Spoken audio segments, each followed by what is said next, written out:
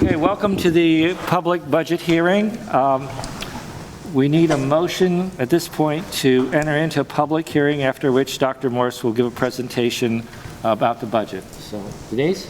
I motion to enter into public hearing on the proposed 2017-2018 budget. Moved by Denise. Is there a second? Second by Kenny Rotner.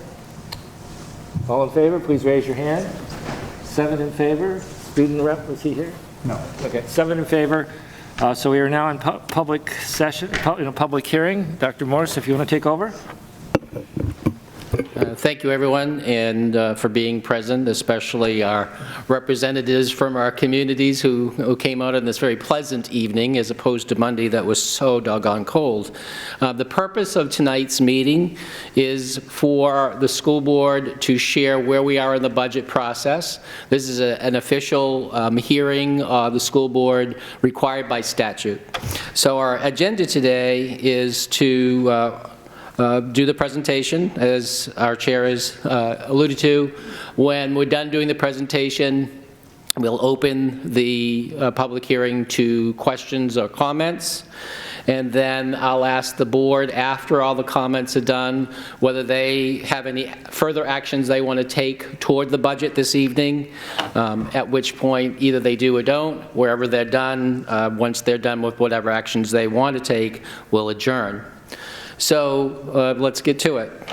This has been a pretty complex year for us in terms of putting together the budget. All our budgets are set up around our school board goals, our strategic plan. I want to talk a little bit about tonight about the district highlights, bring you up to speed on district enrollment, which is really good news for us.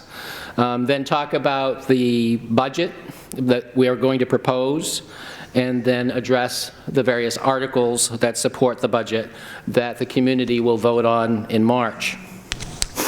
So, this particular budget is, as all budgets have been since we adopted the strategic plan, connected to our academic vision and our strategic plan. The budget goal from the board was to make sure that all of the costs associated with the budget were included in our proposal, including negotiated agreements, that the ceiling for the budget, if you will, would be set at 3.25%, and that we be talking about the overall impact of the budget not exceeding 3.25%, and that any new revenue from the town of Barrington tuition would be used to offset the operating cost of the district this year. So to give you a sense of that, currently we receive about $1.6 million from the town of Barrington for tuition students at the high school, and we anticipate that going up by about $400,000 next year.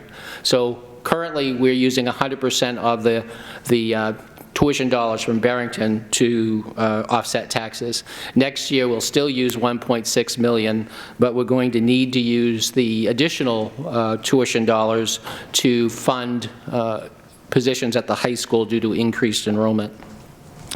Like any school board, we have goals. The nice thing about this school board is when they make goals, they hold administration's feet to the fire. They make sure we get the work done. When they set their goals, we do periodic reports to them throughout the school year, and then ultimately we give them how we did over the entire school year in the summer. So the goals for this year was to develop a broader communication strategy. We've been doing that, and if you've been paying attention to the newspaper in Foster's, you've been seeing upwards of 24 articles that were written about the school system over the course of the fall and winter, and that continues into these months. The board wanted me to start talking about Oyster River Middle School and its need to be replaced.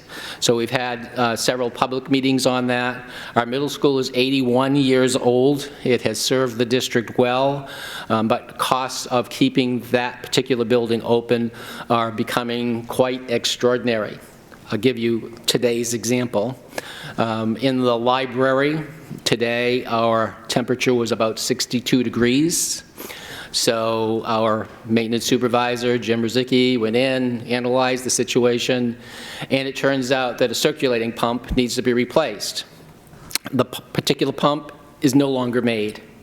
And so it has to be custom designed, custom made. The cost of that circulator pump, $7,500. So those are the kinds of situations we find ourselves in with the middle school. A bigger cost item just before Christmas that we couldn't delay any longer was the replacement of 3 boilers in that building, $118,000. So these are the kinds of costs that become associated with the middle school. We've done an extensive amount of work in terms of how well it works in terms of teaching in the building, and there's lots of deficits that we have to overcome. The next piece that the board wanted as a goal was the expansion of world language. World language in terms of Chinese, offering it for the first time in the day program in the middle school and high school, but also the expansion of world language to grade 6, French and Spanish. All of that can be done next year without adding a dollar to the tax bill. The Chinese position is being offered through the Confucius Institute at UNH, and the Spanish and French positions through the reconfiguration of the master schedule at our middle school will be able to expand into grade 6.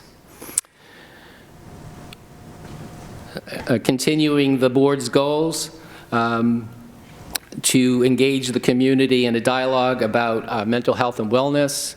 We adopted a very comprehensive mental health and wellness program in the fall. It has become very apparent to the school board and I think the larger community that for all our academic success, we also need to be taking care of our students in terms of their mental health and their wellness. And our middle school has been engaged in competency work. Competencies are really articulations of what we expect students to learn in any given subject, in any given grade. They have done phenomenal work over the last 2 years. They have become state recognized as leaders in this area and have been doing presentations not only to the New Hampshire School Administrative Association, but now have been invited to the New England Middle School to do presentations there. Start time? And thank you, thanks, Tom. The start time was a big issue for us for the last 2 years. Lots and lots of research that indicated that if adolescents were able to sleep longer, they would perform better in school, they would be more alert mentally, that they would be safer drivers, and the list goes on. So the board literally studied this issue and talked about it for approximately 2 years, and then this winter made a decision that next year we would start the high school and middle school approximately 45 minutes later. So those are the big goals that the board set, and we're well on our way to working through those. I also, before I talk about the budget, wanted to talk about the work the district's been doing in terms of performance compared to other school systems in the state and across the country. So many people know that the state assessment was changed 2 years ago to Smarter Balance. Much concern across the state because it's a computerized delivery that scores would go down. In fact, Oyster River's scores in grades 3 through 8 are some of the highest in the state. Another change that happened only last year was that the Scholastic Aptitude Test would become the statewide assessment for grade 11. Again, the issue was, will students across New Hampshire do better or worse, given the fact that 100% of the kids were going to be expected to take the SAT? I'm really proud to say that at Oyster River High School, we had the second highest scores in the state in math, which has been a goal for the district for the last 4 years. The math score was phenomenal. Our aggregate score was the second highest in the state. Our college placement rate was the highest in the history of the district, 92%. It's pretty amazing. 70% of those kids are going on to 4-year colleges.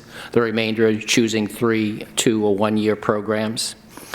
Our high school graduation rate remains one of the highest in the state, currently at between 96 and 99%. There was an update today, so I'm fudging that a little bit because I need to update that data. And then, one of the other great assets of the district is how we deliver our program to our special needs population. Our special needs population also are graduating at a 96% rate, and 2/3 of those kids are going on to college. So we have an incredibly effective special needs program, great educators, great leadership, and it's showing up in our data. So when I talk about the success that the high school has had in this past spring, I also want everyone to understand that that's a K through 11 success, not a high school success. The work that the district has done in math, in particular at the middle school level, is really paying off at the high school level. And the revision of the math program at the elementary level is going to feed stronger math students into the middle school. So we've had a really quite wonderful year since last we met. Some of the other things that I would take the time to point out is this was the first year of full-day kindergarten, an amazing contribution to the education of our children, working very, very well, very pleased that we've been able to do that. I talked about the mental health and wellness plan adopted by the board, our high school participation rate in extracurriculars, and I just used 2 here as an example. In athletics, over 70% of our kids are involved in athletics. And in terms of our music program, we'll see a 20%, maybe a 25% increase in the strings program next year at the high school. So things to be proud of in terms of Oyster River. Going back to the strategic plan, the board adopted a capital improvement plan, a technology plan, a transportation plan, in order to make sure that our buildings were being well maintained. And I'll give you a little story about that. As many of you know, we had a bomb scare in the fall, late in the fall, and the state police were called in to investigate the building. So about 6 hours later, they came out and they talked to high school principal Filipponi and assistant superintendent Allen, and they said, before we say anything, we want you to know this is the cleanest building we have ever been in. So a real credit to our custodial staff as well as our leadership from Jim Rizicki in the maintenance area. If you walk into our 81-year-old middle school, it's inadequate not because it's dirty, it's just an old building that has served us well. If you walk in, you'd be proud at how well that building's being taken care of. Across the district, our capital improvement plan in terms of updates, we're continuously doing really good work to make sure our facilities are in good shape. So our capital improvement plan is a 7-year plan. And each of the last, well, 3 of the last 4 budgets, we've increased the funding for that program by $200,000. And good examples of what I gave in terms of the middle school: replacement of boilers, customizing parts, cost of maintaining these facilities, it only increases. So we're trying to make sure we have an adequate amount of funding for that. We are on a 3-year cycle with technology. We're starting our 2nd cycle in the upcoming school year. We have a 10-year plan for replacing buses. We only have 2 years left on that. We had buses 5 years ago where transmissions were failing, brakes were failing. They were just in a horrendous shape. And with the commitment of the school board and the support of the community, we've really modernized the fleet. Our school nutrition program used to rely on $95,000 worth of tax money. And over the course of the last 5 years, we've increased participation to about 50% across the district. In this current year, we've increased breakfast by 22% and lunch by 13%. Great leadership by Doris Demers, great food being offered to our kids. 20% of all our food now is from fresh food. So it's fresh vegetables instead of frozen food. It's made a big difference.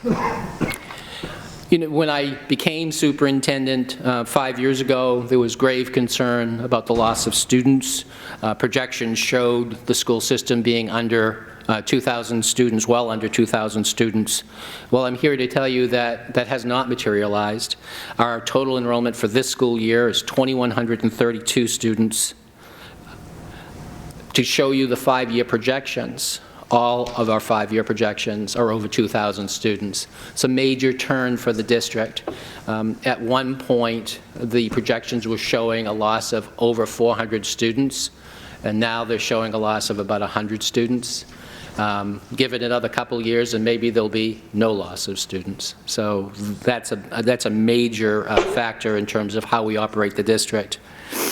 If you wanted to get a sense of how population is doing by town, this slide gives you a sense of Durham's growth from 898 students to 950 students over the course of this 5-year period. That gives you a sense of Lee, a slight decline over that 5-year period, and Madbury, an increase over that 5-year period. So that gives you a sense of what's happening per town, and the reason that's important is the funding formula for the school district is based on population, student population, as well as property valuation. So every budget has major drivers, and this is where our budget became very complicated this year. The negotiated agreement with the teachers amounted to a 3% increase, inclusive of what we projected our insurance costs would be, and that cost is $527,076. Cost we do not control is the increased cost of health insurance. Guaranteed maximum for health insurance for the upcoming school year would be 14.1%. If that materializes at that level, that's almost $700,000. The New Hampshire retirement system continues to increase its cost to the district. This happens every 2 years. So for next year, that increased cost is projected to be $290,000. The bond for the track, if you haven't seen the track, it's absolutely gorgeous. I'd encourage everyone to see it. The reconfigured ball fields, it really came out incredibly well, but this is the first year of the bond payment, which is $150,000. And then this particular year, for the first time, we've seen a pretty dramatic increase in the cost of special education. Normally, our special education program has grown at approximately the same rate as the regular ed program, but this school year was different. We had 11 students move in who had one-to-one paras, and what that means is that their needs were significant enough that they had to have an adult with them full-time. We had a child move in with severe health issues, and that child needed a one-to-one nurse for the first time. We've had a slight increase in our out-of-district placements, but out-of-district placements are really costly for us, and you're looking at cost per student on the average of around $80,000. Now, I would also want everyone to know that this has been a unique year, and that's why I use that under the special ed line. This is truly unusual, but you can't predict these costs when you're building a budget, and they are real costs and students who have real needs, and we needed to address them. So besides the usual cutting of things in a budget, the board really had an intensive conversation about how we might reduce our costs even further. And I proposed that they consider doing a retirement incentive for our staff. The goal behind a retirement incentive is really to provide a vehicle to help a retiring staff member be able to cover the cost of going into retirement, health insurance and other costs. And the goal for the district is to reduce our overall personnel costs. So we had 15 employees choose the incentive. The board supported the recommendation that of those 15, we not replace 3 of those positions because we couldn't justify them based on enrollment. So there was 1 position at Massway, 1 position at Moheramet, and 1 position at the middle school. When you add those positions not being replaced to the incentive, and if the projection holds, then we should have lowered our costs by $500,000. Alex, I've lost the screen because I wasn't touching it. Excuse me, I got to take a technology break.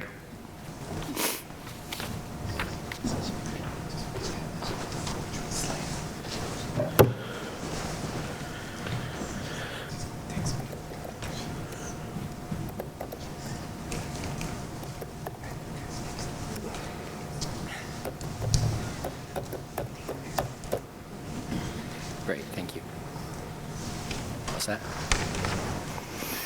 that? Good transition point. So that is probably the most significant way the board made an impact on trying to lower the overall increase to the budget.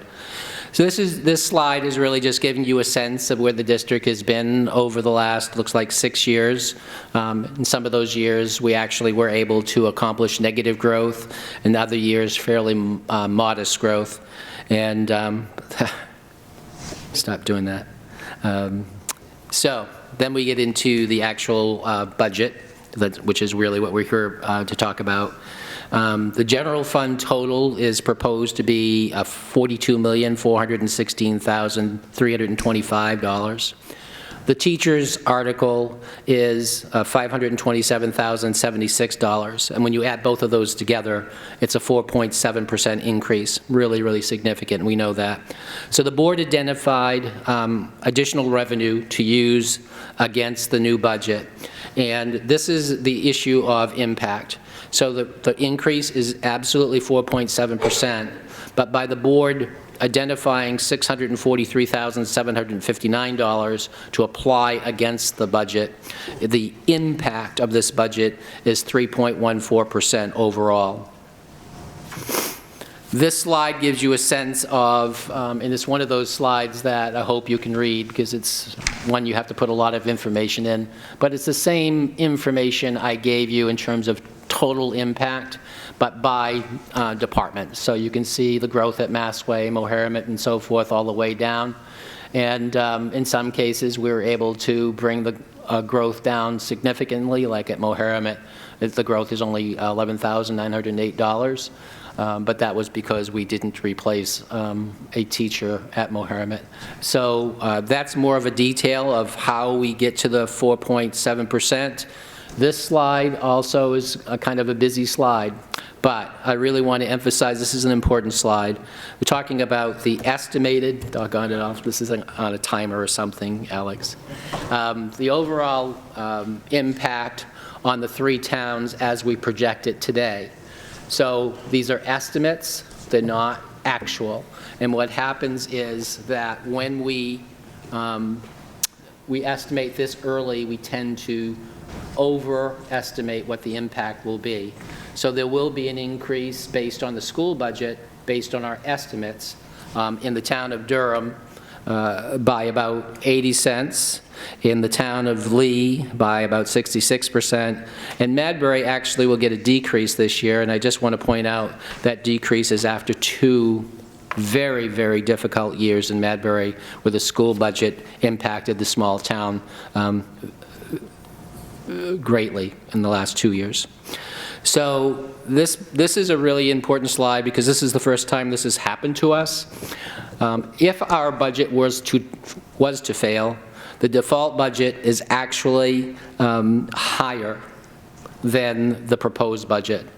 It's over by approximately $207,000. The reason that happens is because the budget that the school board proposed actually doesn't increase new costs. We realigned funds inside the budget, and a default budget would say, well, if you put in X, Y, and Z and it's new, then it would count, and when you pass a budget, those things, if it failed, would be taken out. This budget, even though it's a 4.7% increase, is so austere that the default budget actually would provide the district more money than the proposed budget. Thanks, Alex. You might not want to go away.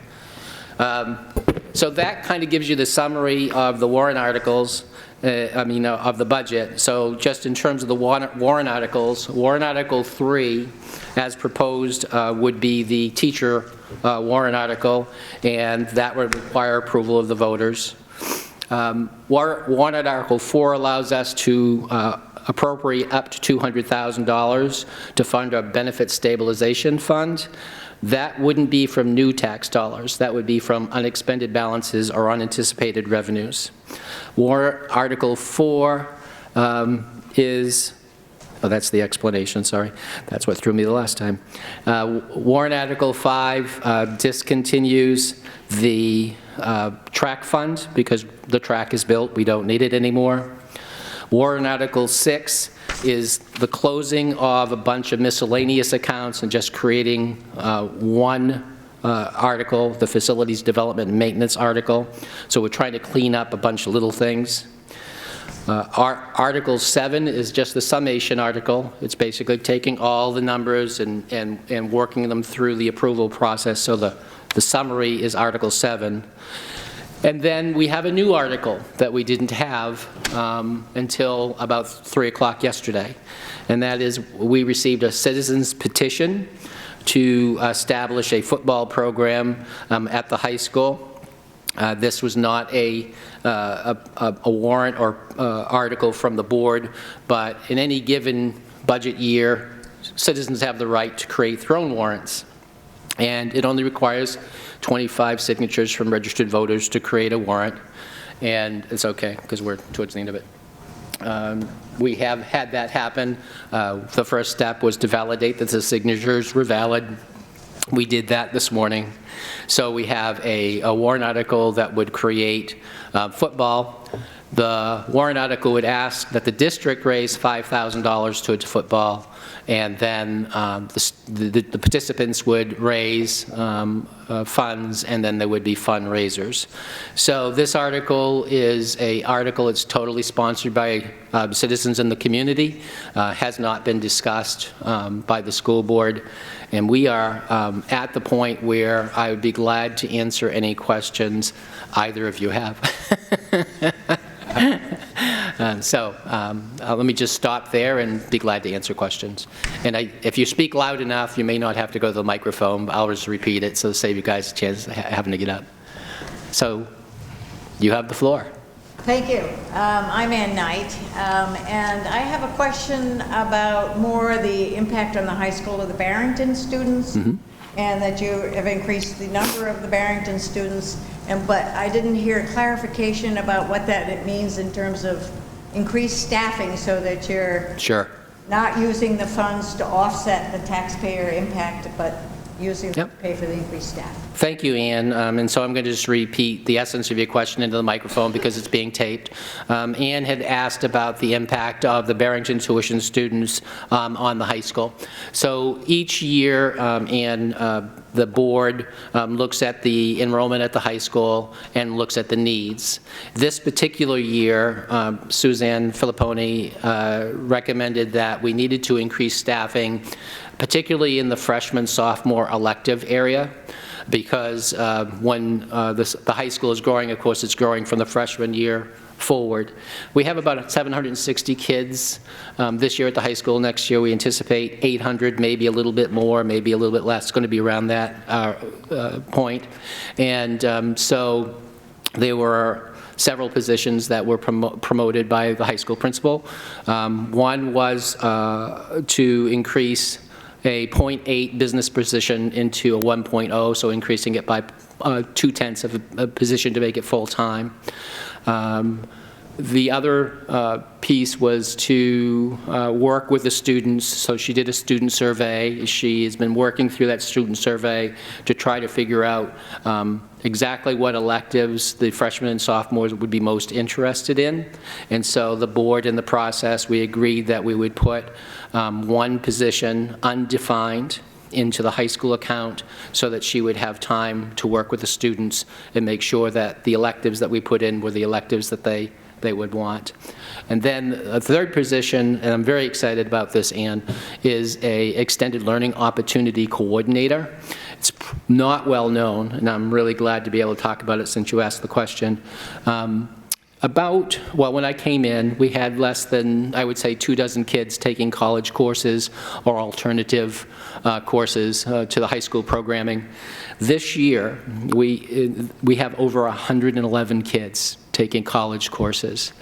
And we have really zapped out the potential of our counseling department to be in charge directly of the number of kids who are looking to enhance their high school programming. And the board, I would say the board enthusiastically supported the idea that we needed a position in the counseling office where we could monitor and grow the number of kids who are taking educational opportunities outside of the high school. In addition, we wanted to have that same person promote and enhance our internships, because we have very few kids who have jumped in that direction. Job shadowing, very few kids who have jumped in that direction. And then the number of kids who have taken VLAX courses, the alternative online courses, has skyrocketed as well. So Heather McAnuff, our Director of Counseling, promoted the idea that this was the right time to bring in an additional person at the high school to really promote all of these activities. I am so excited that the board supported that, and I'm excited to be able to present it to the community because Oyster River High School is really knocking it out of the park in so many ways that we wanted to make sure that we didn't stop here. And you know, ultimately the goal would, in my world, my goal is in my head, but ultimately what I'd love to see is us having high school kids leave with a significant number of college courses completed and under their belt. When they take college courses with us as high school students, the cost is far less, and it provides them with the experience, successful experience of taking college courses while in high school, while they're in a safe environment. So that's probably the biggest and most exciting position that we've added to the budget that really enhances our high school experience, I will. Did I miss anything, Suzanne? The contracted service for an engineering. Right. So, you know, it's not typical for high schools to offer engineering because it's usually a post-secondary opportunity, but we are looking for ways to work with local colleges to be able to bring in engineering into the high school next year. So those are the big ones. Oh, yes, thank you. And the need for nursing at the high school has grown with the number of students at the high school. And I credit to the school board, they put the nurse position on the table for consideration. There's no question we needed a second nurse at the high school. If we're at 800 students, you know, the growth is, you know, probably about 25% more than it was even 3 years ago, and we need a second health professional to work with the kids at the high school. So that's in the budget as well. Just to clarify, that the impact is not just because you have more Barrington students that you're using their increased tuition because you're going to adding them. It's an overall pressure on the high school. Yes, thank you, Ann. Yeah, and I think that's one of the misnomers that's out there that's all about Barrington. It's really about our own kids. Right. And these are the programs we want for our own kids. This is how you take, you know, a high-performing high school to the next level. So, you know, we're really excited about this. Yeah? I don't have a microphone. You can take mine. I just wanted to add one thing about that, because at the board table that came up is, how do you control your staffing so that your future budgets don't grow uncontrollably? And so if you look at it, there were 3 positions that were removed, one from O'Haramet, one from Mastway, one from middle school. So in essence, what you've done is you've reallocated the resources from the areas that were not needed and placed them at the high school where they are needed, where the bump is coming through. Because it is a mixture of both Barrington students coming in and a bump that's coming from the middle school that's hitting. So in essence, when you take those 3 positions that we're removing and what we're adding, the hope was to try to kind of have a level staffing to kind of control our future growth. Any other questions? Okay, well, we are, if no other questions, then we're at the point where I'm going to turn to the board and ask the board, are there any actions that you would like to take on the proposed budget? We need a motion to close the public hearing. So can I have a motion? Yeah, okay. you have that motion? Kenny? I move that we close the public hearing on the proposed 2017 budget. Is there a second? Second by Al. We have a vote to close the public hearing. All those in favor, raise your hand. 7 in favor. Okay, the public hearing is closed. We have the option of taking action tonight. My recommendation is we take in, we haven't had that much feedback from the community, but we not take action tonight. On the next meeting, we will vote on all the warrant articles. So if that's agreeable, we could adjourn now unless people want to take action, but it seems to me to take action now is typically is not what we have done. Okay, so what's your will? Ready to adjourn? Maria? I mean, I don't want to rush things, but... Could I just say one thing? Sure. Sure, no. Very carefully.